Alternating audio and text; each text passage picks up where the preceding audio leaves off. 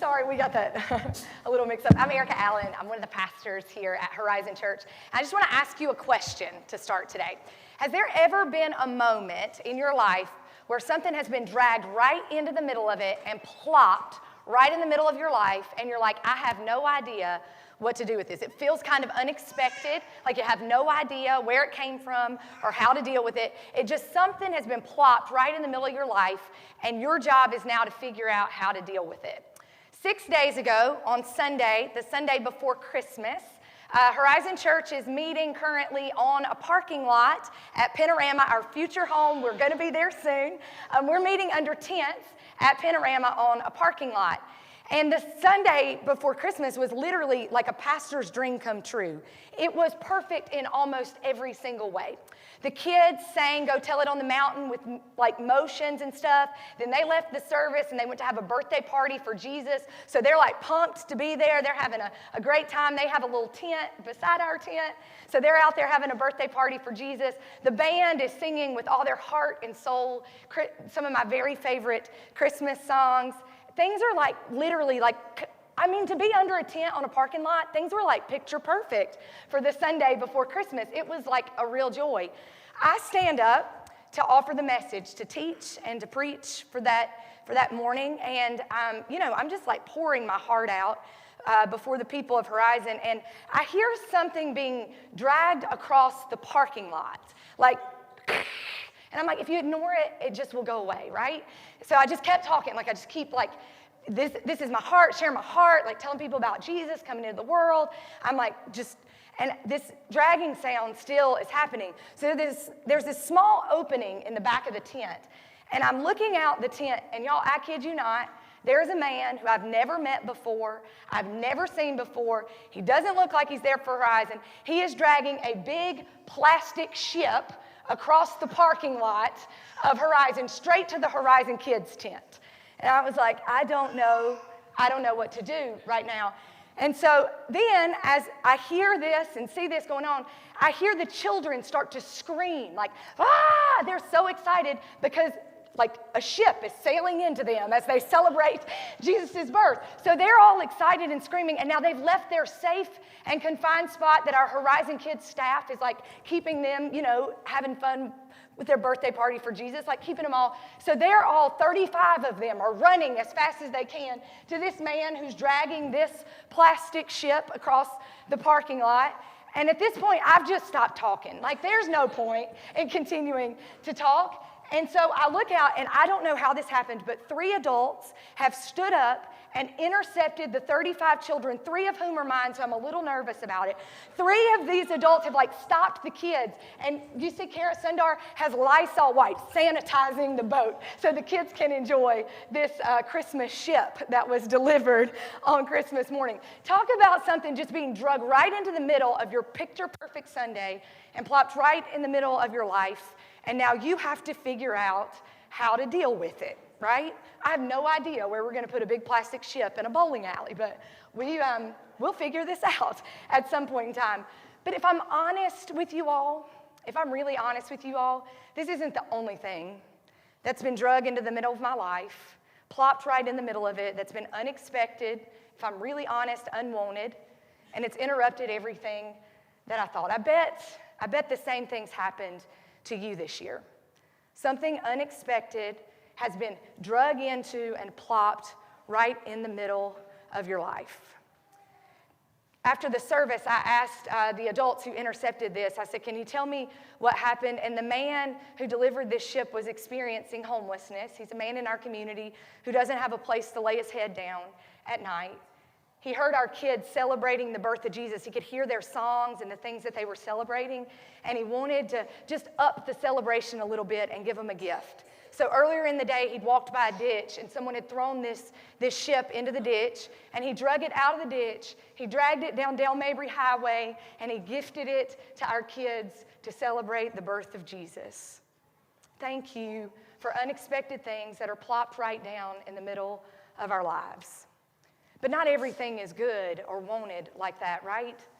This year, my family had unexpected medical diagnosis just dragged right in and plopped in the middle of our lives, and we had to figure out what to do with it. It changed everybody's schedules and the way they were operating. in their lives. There were parenting issues that I had to deal with. My kids had to deal with stuff, just issues that we had to deal with as a family, just drug right in the middle and plopped right in the middle of our lives. Some people that I love dearly experienced the loss of someone they loved. Grief, pain was drug right in the middle of their lives, just plopped right in the middle of it, and they had to figure out what to do with it. What has been drug into the middle of your life this year? Just plopped right in the middle of it, and you had to figure out what to do with it. In a world where unexpected things are drug into our lives all the time, career changes, financial changes. Some of you, this is your first Christmas ever in Tampa. This is the coldest one you'll have for the next 30 years. I hope. I'm claiming it from right here. It is cold here. But there are unexpected things in your lives that have been dragged right in the middle of your lives and plopped right in the middle of it. And you're sitting here tonight figuring out how you're going to deal with it. I need to tell you, in a world where things are dragged and plopped right in the middle of our lives, the Christmas promise from God is true. That through Jesus, God dragged light into the darkness. Those things that have been dragged into your life that cause hopelessness and despair, cause darkness and pain, cause shame and confusion, in the place of all of those things that have taken up room in the middle of our lives, God, through Jesus, drags light into the darkness. Through Jesus, the Christmas promise is that God drags joy into the middle of our despair and heartache. Through Jesus, the Christmas promise is that God brings hope, literally drags hope into the middle of our despair. God drags love into the loneliest and most desolate places in our lives and in our world. Through Jesus, the Christmas promise is God is dragging light into the darkness. Whatever it is that's been drugged and placed in the middle of your life, the good news is, the Christmas promise is that God is dragging something more powerful and more amazing than that. The Christmas story isn't just some story that we hear about once a year, maybe not once a year, it depends on how the last few years have been. It's not just a story that we've learned about from thousands of years ago. The Christmas story is true right now and right here. Mary, 9 months pregnant, was asked by the governor, decides that everybody in the place has to be counted. And so she's drugged out of her home 9 months pregnant. She traveled on a donkey over 100 miles. What we know now, what we don't always know when we read this story, is it was likely the rainy season. So when people heard these stories thousands of years ago, they knew Mary was traveling 100 miles in the pouring rain. Dark, cold, wet, 100-mile journey to Bethlehem to be counted as a number, not as a person.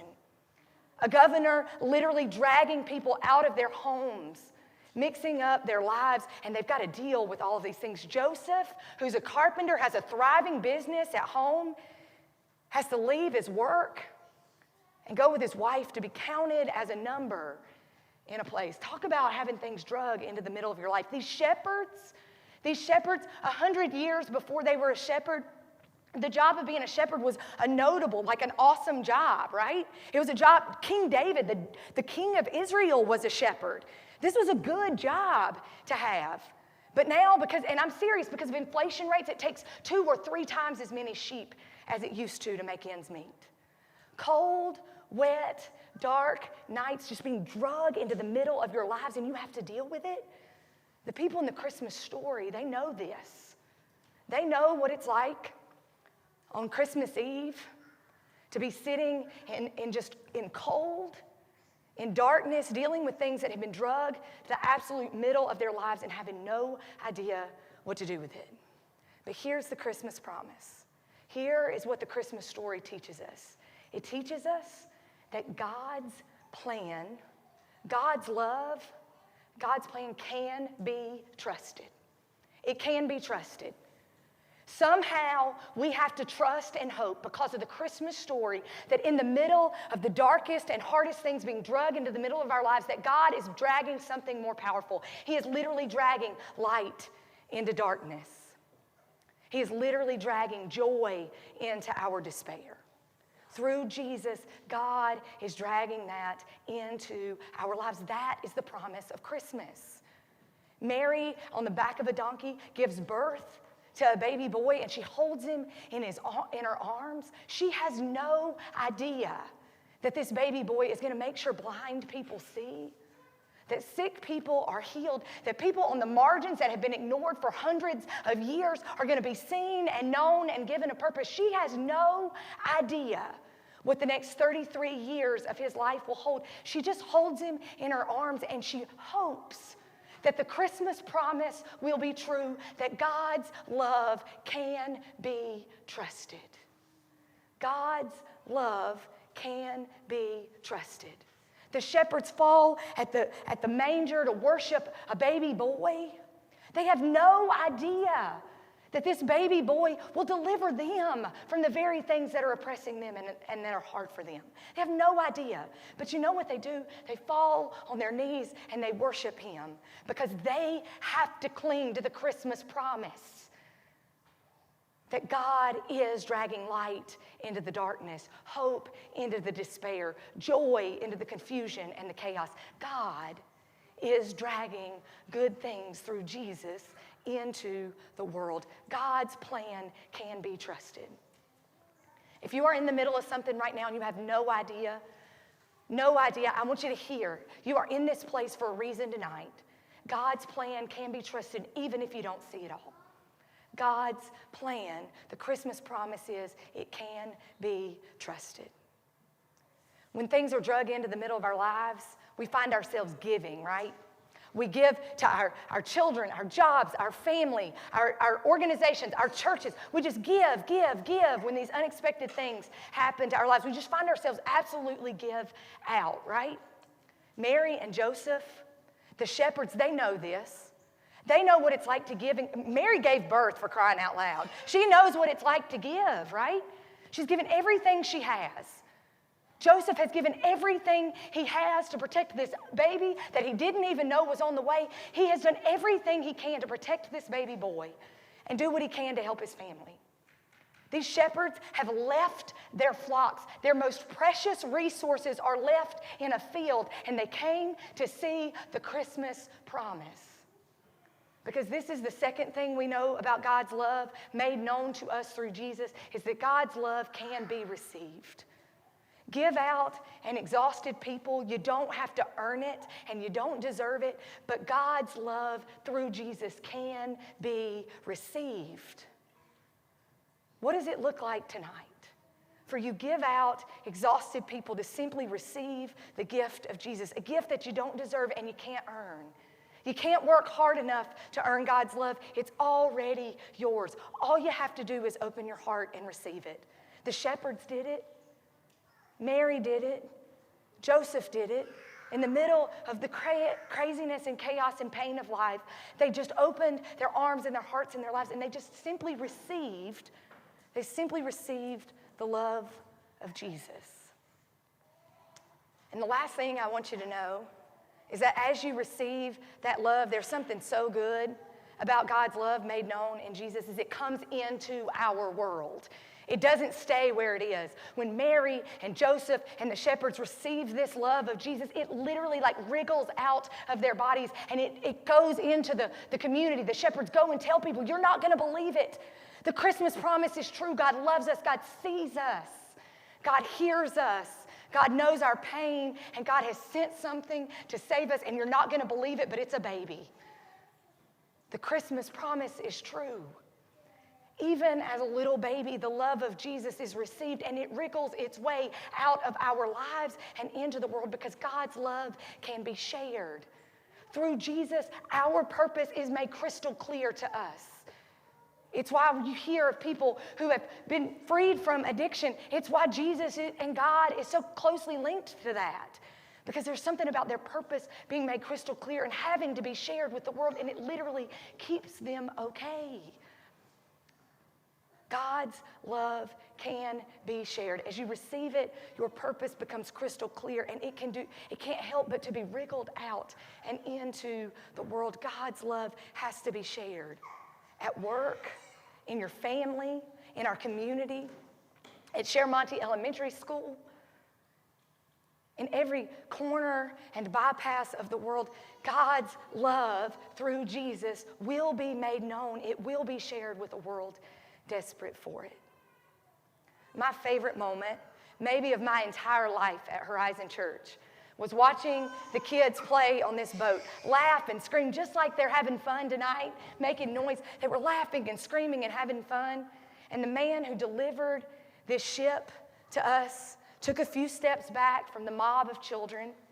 He looked at him and watched him having fun, and I have never seen joy like I saw on his face that day. It just absolutely radiated. He sang Joy to the World with us at the end of the service, and he was like beaming with joy because he shared what little bit he had with kids so that they would know and could celebrate more about the love and birth of Jesus. And I need to tell you something. God's gift of love through Jesus to all of us, God is doing the same thing. He sees this gift of Jesus he's given to us and to the whole world, and he literally just steps back because he knows what joy and goodness it brings to each of us, and he steps back and he just smiles. He is so grateful to celebrate the joy and goodness with all of us through Jesus. And I ask you tonight, can you trust him? Can you trust his love made known to you through Jesus? Will you be still and okay long enough just to receive his love? Just know you don't have to do anything. Can you just receive it? And my goodness, y'all, we live in a world desperate for his love to be shared in the darkest places and crevices of the world. I need to tell y'all something. This Christmas story wasn't just something for Mary and Joseph hundreds and thousands of years ago. This story is for us. I sat in a church in September, and a man that my husband and I had literally prayed for on our knees came walking into our church healthy and happy and sober, and him and his kids set up the chairs you're sitting in right now. God is dragging light into the darkness right now in 2023. There are babies in arms making noises right now that we on our knees as a church prayed for. And they are light in the middle of this season. God in 2023 is still dragging light into darkness. There are 14 little lunch buddies at Shineth Elementary School that don't always have a reason to get up and go to school because they get F's on everything they turn in and they just can't seem to get it right. And every single Wednesday they know at 11:30 there's going to be an adult who loves them and cares about them to have lunch with them, because in 2023 God is still dragging light into the dark. Whatever it is you're dealing with in your life, I need to tell you, we have clung tightly, and we know this in this church. God's love through Jesus can be trusted. It can be received. You don't need to earn it. Just simply receive it. And God's love can and should be shared. Don't hold on to that candle just here. Let it light something inside of you and share it with the world desperate for it. Tonight may be a night where you have never, ever received the love of Christ. And I just need to offer you an invitation tonight. I just ask you, if you've never received the love of Jesus, I'm going to pray in just a few moments. If you'll just pray that prayer in your heart and in your mind with me, that you will receive God's love, that you'll trust his love to lead your life, and that he'll use you to share it. Some of you, it's been a long time. It's been a long time since you've been in church, since you felt the presence and the realness of Christ. Pray again tonight. God, let me receive your love. Let me trust you. And let me share that love and purpose with a world that needs to hear it. Don't let the Christmas story only be in this building, y'all. Let us in 2023, in 2022, tomorrow, tonight, let us be people who share the light and love of Christ with a world desperate for it. Will you pray with me? God, I thank you so much for each and every person in this room. I thank you for your love made known to us through Jesus. I pray tonight for the people who have never received your love, who have never, ever just opened themselves up to receive it. I pray, God, for them tonight. Say, open themselves up to you to receive that love. I pray for those who are struggling tonight to trust your plan and your love, God.